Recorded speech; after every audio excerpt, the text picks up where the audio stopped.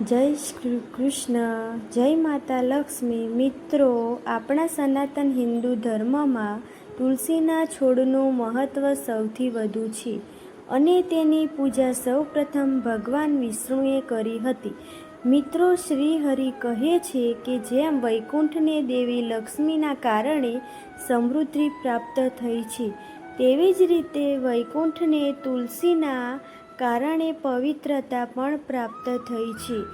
આ પૃથ્વી પર જ્યાં પણ તુલસીનો છોડ હશે ત્યાં દુષ્ટતા ક્યારેય વાસ કરશે નહીં અને આવી જગ્યા સૌથી પવિત્ર રહેશે.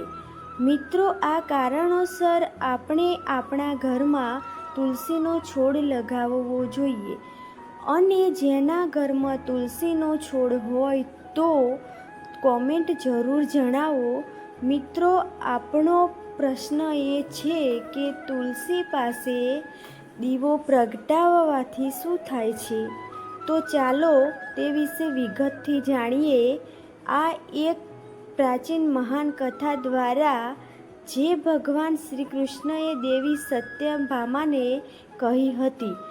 મિત્રો, આગળ વધતા પહેલાં આપ સૌને નમ્ર વિનંતી છે કે જો તમે તુલસી માતાના આશીર્વાદ મેળવવા માગતા હો તો સાચી શ્રદ્ધાથી વિડીયોને લાઈક કરો અને કોમેન્ટ લખો જય તુલસી માતા અને ચેનલને પણ સબસ્ક્રાઈબ કરવાનું કામ ભૂલશો નહીં.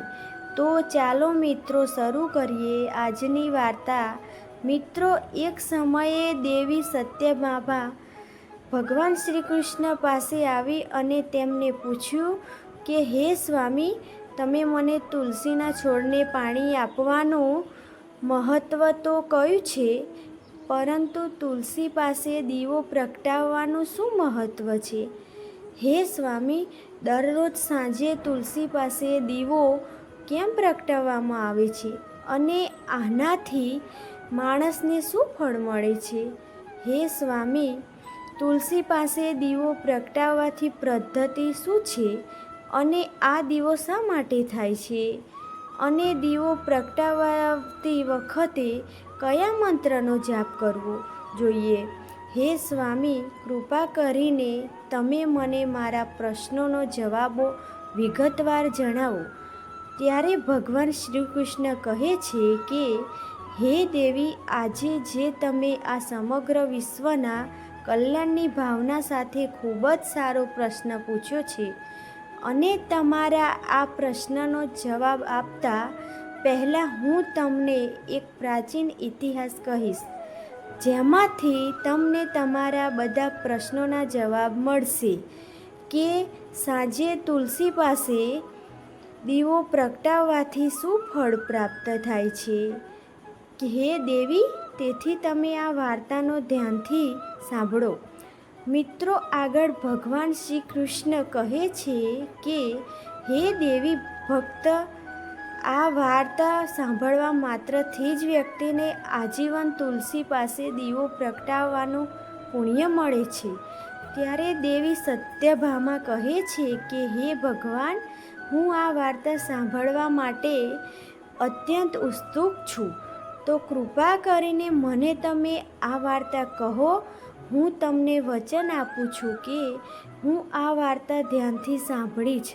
પછી ભગવાન શ્રી કૃષ્ણ દેવી સત્યભામાને તે વાર્તા કહેવાનું શરૂ કરે છે અને કહે છે કે હે દેવી, આ ઘણા સમય પહેલાંની વાત છે. દક્ષિણ દિશામાં ટુંગાભદ્રા નામની એક ખૂબ જ મોટી નદી છે. તે નદીના કિનારે હરિહરપુર નામનું એક ખૂબ જ સુંદર શહેર આવેલું છે. તે શહેરમાં હરિ દીક્ષિત નામનો એક બ્રાહ્મણ રહેતો હતો અને તે ખૂબ જ સદાચારી, સારા ચારિત્ર્યવાળો માણસ હતો. તે ધાર્મિક કાર્ય કરતો હતો અને વેદોના માર્ગ પર ચાલતો હતો અને તેણે બધા શાસ્ત્રોનો અભ્યાસ કર્યો હતો. તે જ બ્રાહ્મણની એક પત્ની હતી જેને લોકો ચરણી કહેતા હતા, કારણ કે તેના કાર્યો તેના નામ અનુસાર હતા કેમ કે તે હંમેશા તેના પતિનું અપમાન કરતી હતી અને તે તેના પતિને કૂવો કહેતી હતી. તે તેને અપાર પીડા આપતી હતી અને તે ક્યારેય તેના પતિ માટે ભોજન બનાવતી નહોતી. આગળ શ્રી કૃષ્ણ કહે છે કે હે દેવી, તે ક્યારેય તેના પતિ સાથે સૂતી નહોતી અને ક્યારેય તેની સાથે પ્રેમથી વર્તતી નહોતી. જ્યારે પણ તેના પતિના મિત્રો અને પરિવારના સભ્યો ઘરે આવતા હતા ત્યારે તે તેમનું અપમાન કરતી હતી અને તેમને ઘરેથી ભગાડતી હતી. તે પોતે વાસનાથી પાગલ થઈને અન્ય વ્યભિચારી સ્ત્રીઓ સાથે ફરતી હતી. તેનું મન તેના પતિ સિવાય અન્ય પુરુષોમાં વ્યસ્ત રહેતું હતું અને તે ક્યારેય તેના પતિ સાથે પ્રેમથી વાત કરતી નહોતી, પણ અન્ય સુંદર પુરુષો સાથે બેસીને વાતો કરતી હતી.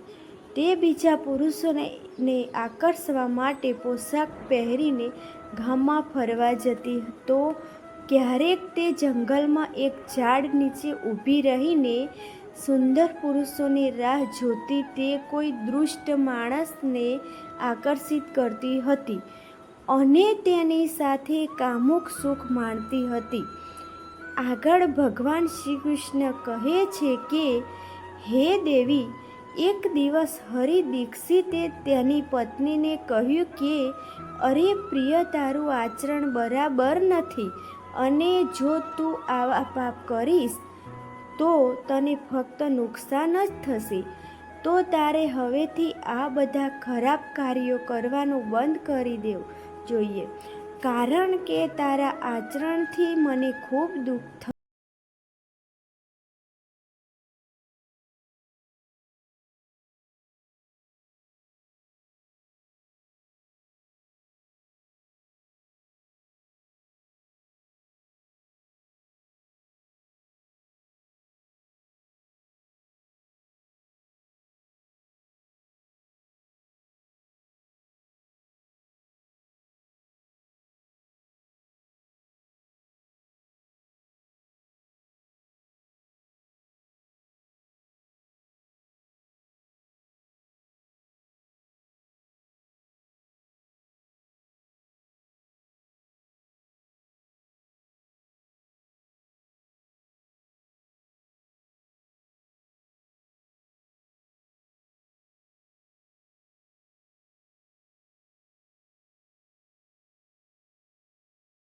ત્યારે હરિ દીક્ષિતે તેની પત્નીને કહ્યું કે અરે પ્રિય, તું આવા અપશબ્દો ના બોલ અને આ રીતે તારા પતિને છોડી દેવાનો વિચાર છોડી દે. પ્રિય, જે સ્ત્રી પોતાના પતિને છોડીને બીજા પુરુષ પાસે જાય છે તેને નુકસાન થાય છે અને તેને નરકમાં જવું પડે છે. ત્યારે તે ઘમંડી પત્નીએ કહ્યું કે મારે નહીં, પણ તારે કોઈ કામ ન કરવાને કારણે નરકમાં જવું પડશે. તું ભીખ માગીને ખાય છે અને મને પણ જૂઠું ખવડાવે છે. તે પતિ પોતાની પત્નીને દુઃખી અને અસંતુષ્ટ રાખે છે પણ નરકમાં જાય છે અને તારું ઘર નરકથી સજાથી ઓછું નથી. તારી સાથે આ ઘરમાં રહેવા કરતાં મારા માટે નરક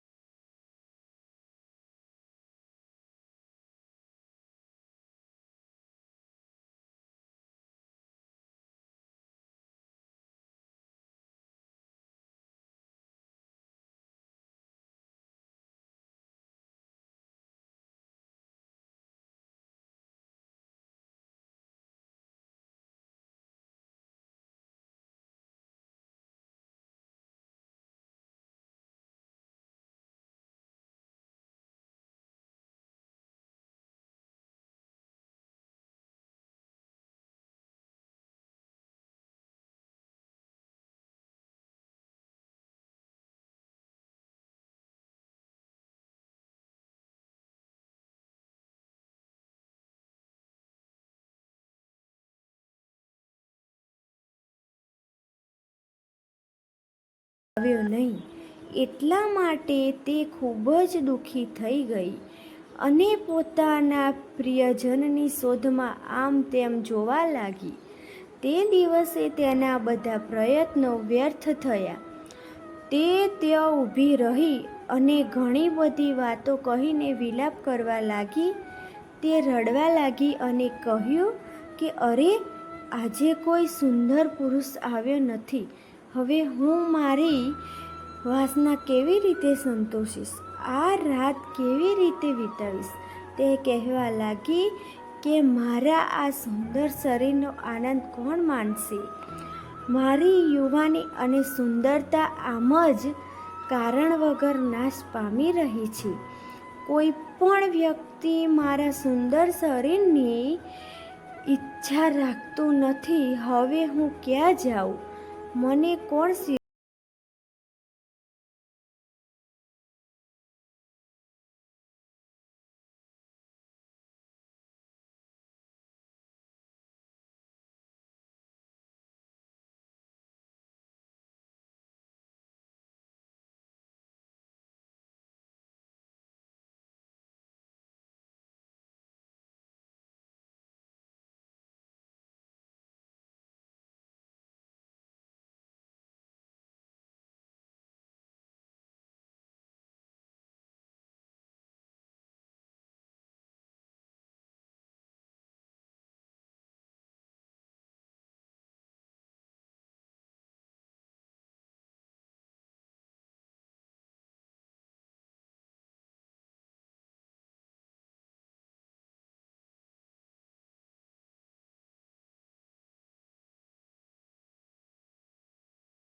ભયંકર વાઘ રહેતો હતો અને તે પાપી સ્ત્રીનો અવાજ સાંભળીને તે જાગી ગયો અને કૂદી પડ્યો અને તેને ખાવા માટે તેની પાસે આવ્યો.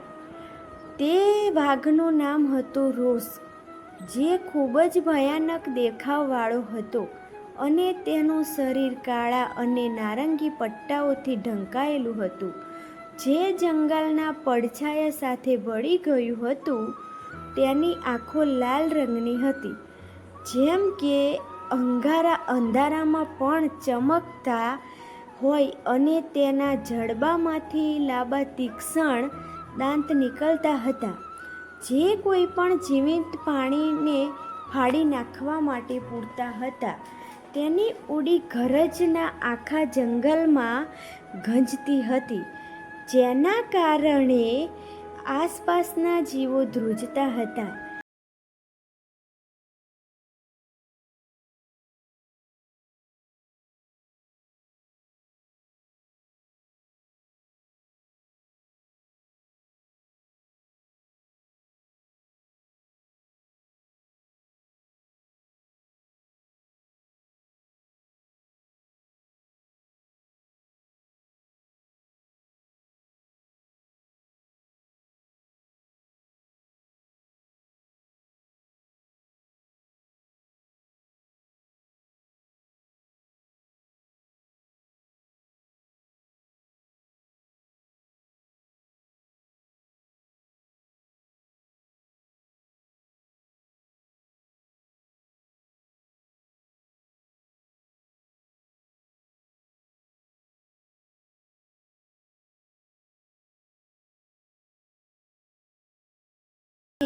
ઊભો જોઈએ તે સ્ત્રી પરસેવો પાડવા લાગી અને તે ભયથી ધ્રુજવા લાગી.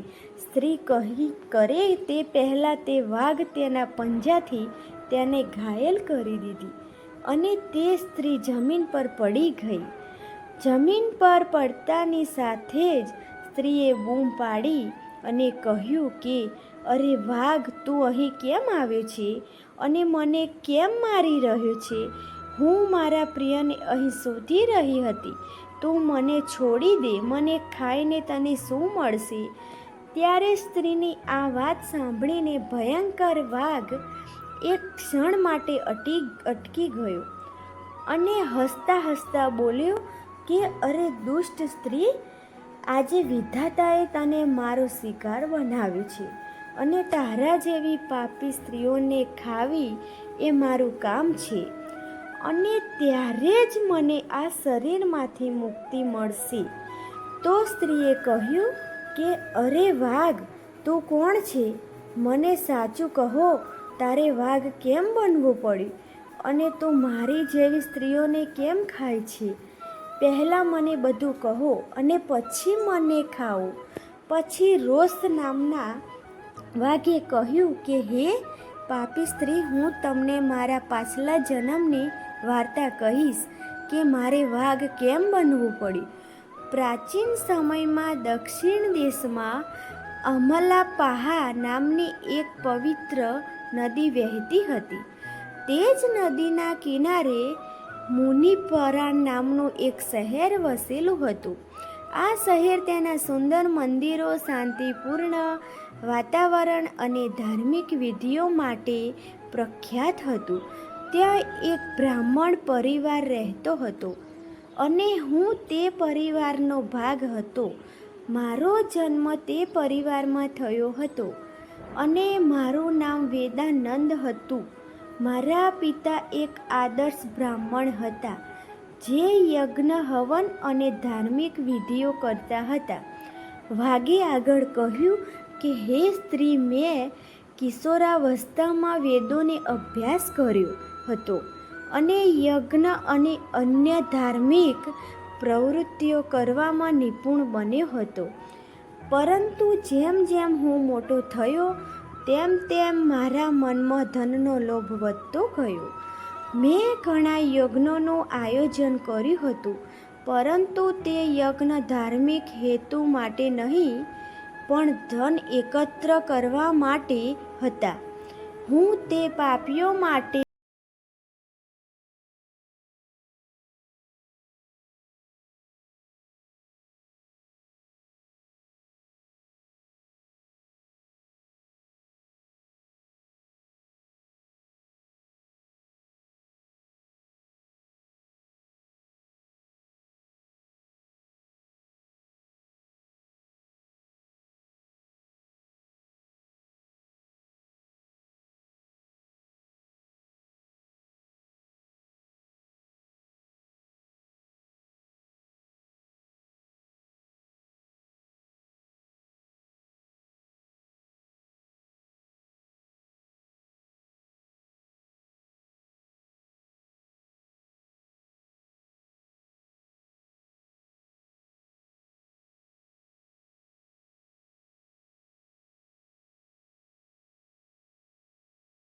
ગયો નહીં અને હું પાપ કરતો રહ્યો.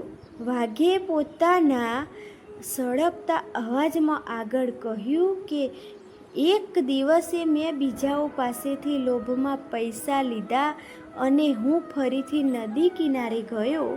ત્યાં મેં બીજા ધૂર્ત બ્રાહ્મણો સાથે લોકોને છેતર્યા.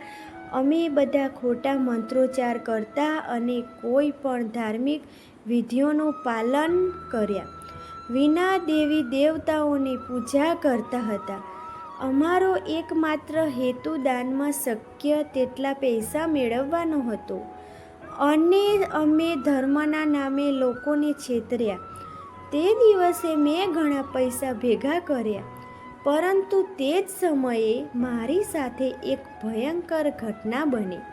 તે દિવસે એક બીમાર અને રખડતો કૂતરો મારી પાસે આવ્યો, પરંતુ તે ગુસ્સે થયો અને તેને મને કરડી લીધું અને તે જ ક્ષણે હું મૃત્યુ પામ્યો. મારા મૃત્યુ પછી યમના 2 દૂતો ત્યાં પ્રગટ થયા અને તેમના હાથમાં સાંકળો હતી અને તેઓ કાળા અને ભયાનક હતા. તેઓ મને પકડીને યમપુરી લઈ ગયા. યમપુરીમાં મને યમરાજાની સામે ઊભો કરવામાં આવ્યો. ત્યારબાદ યમરાજે ચિત્રગુપ્તને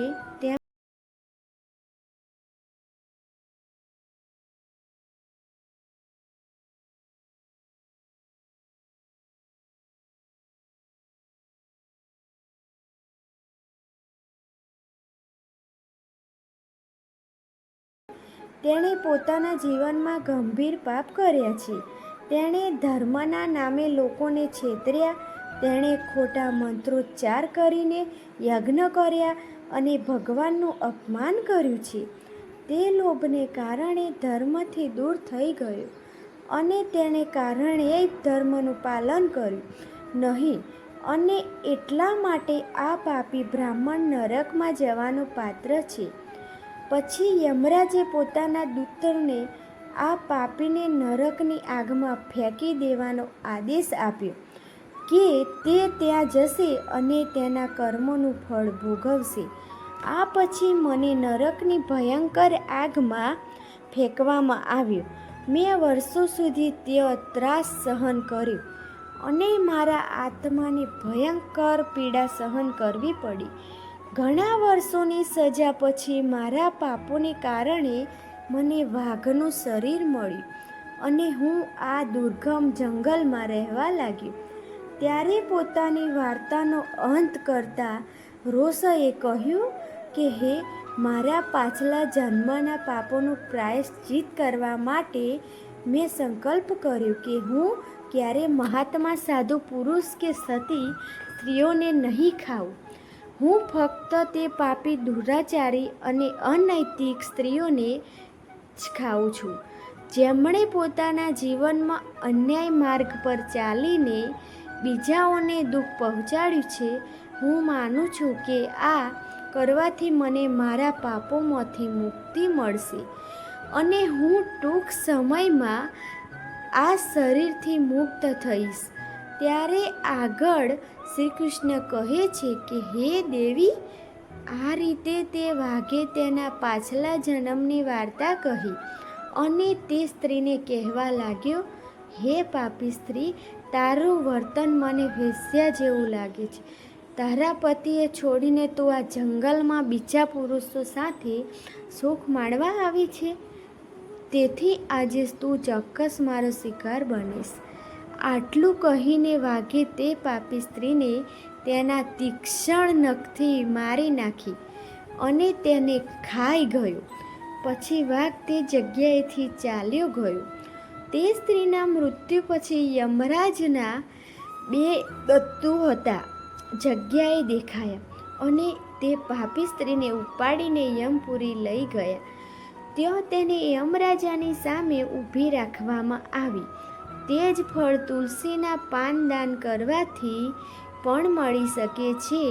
જે વ્યક્તિ મૃત્યુ સમયે તુલસીના પાનનું પાણી પોતાના મોંમાં લે છે તે બધા પાપોથી મુક્ત થઈ જાય છે અને શ્રી કૃષ્ણના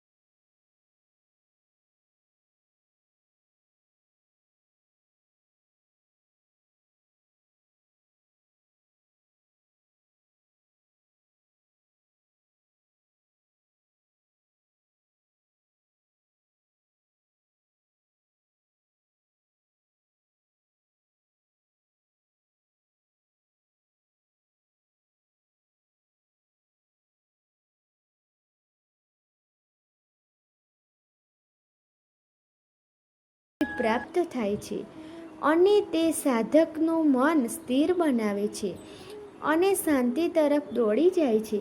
જે ધ્યાનમાં એકાગ્રતા વધારે છે, સૂર્યાસ્ત સમયે તુલસી પાસે દીવો પ્રગટાવવાની વિધિ કરવી અત્યંત શુભ માનવામાં આવે છે. આ સમયે દીવો પ્રગટાવીને તુલસીની પૂજા કરવી અને માતાની આરતી કરવામાં આવે છે અને ભગવાન વિષ્ણુનું સ્મરણ કરવામાં આવે છે. આ કરવાથી વિશેષ પુણ્ય પ્રાપ્ત થાય છે અને દરરોજ સાંજે તુલસી પાસે દીવો પ્રગટાવતી વખતે વ્યક્તિએ ઓમ નમો ભગવતે વાસુદેવાય મંત્રનો જાપ પણ કરવો જોઈએ. આ મંત્ર ઘરમાંથી નકારાત્મકતા દૂર કરે છે અને ભગવાન વિષ્ણુના આશીર્વાદ પ્રાપ્ત કરાવે છે. તુલસી પાસેથી ઘી અથવા તલ તેલનો દીવો પ્રગટાવવાનું શુભ છે અને ઘીનો દીવો વધુ પવિત્ર માનવામાં આવે છે. પરંતુ જો તે શક્ય ન હોય તો તે તલના તેલનો દીવો પણ પ્રગટાવવાથી શકાય છે. તલના તેલનો દીવો નકારાત્મક ઉર્જા દૂર કરવામાં મદદ કરે છે. એવું કહેવાય છે કે જે ભક્ત દરરોજ તુલસી પાસે દીવો પ્રગટાવે છે તેને 7 જન્મો સુધી પુણ્ય મળે છે અને તેને ક્યારેય ગરીબીનો સામનો કરવો પડતો નથી. તેના પરિવારમાં હંમેશા સુખ શાંતિ અને સમૃદ્ધિ રહે છે. ધાર્મિક ગ્રંથોમાં વર્ણવવામાં આવ્યું છે કે તુલસી પાસે દીવો પ્રગટાવવાથી પિતૃદોષ, ગ્રહ દોષ અને કાળસર્પદોષ જેવા અવરોધો પણ દૂર થઈ શકે છે. આ ઉપાય ઘરમાં નકારાત્મક ઉર્જાનો નાશ કરે છે અને સકારાત્મક ઉર્જાનો સંચાર થાય છે. તુલસી પાસે દીવો પ્રગટાવવાથી આત્મા શુદ્ધ થાય છે અને તે નકારાત્મક ઉર્જા દૂર કરવામાં પણ મદદ કરે છે. આ સિવાય તે પાછલા જન્મોના પાપોનો નાશ કરે છે. તે આત્માને શાંતિ આપે છે અને વ્યક્તિ મોક્ષ પ્રાપ્ત કરે છે. એવું પણ કહેવાય છે કે જો કોઈ વ્યક્તિ જીવનના અંતિમ દિવસોમાં તુલસી પાસે દીવો પ્રગટાવીને ભગવાનનું સ્મરણ કરે છે તો તેને મૃત્યુ પછી યમદૂતનો ડર રહેતો નથી અને તેને સીધો ભગવાનના ધામમાં સ્થાન મળે છે. તુલસી પાસે દીવો પ્રગટાવવાથી દેવી લક્ષ્મીના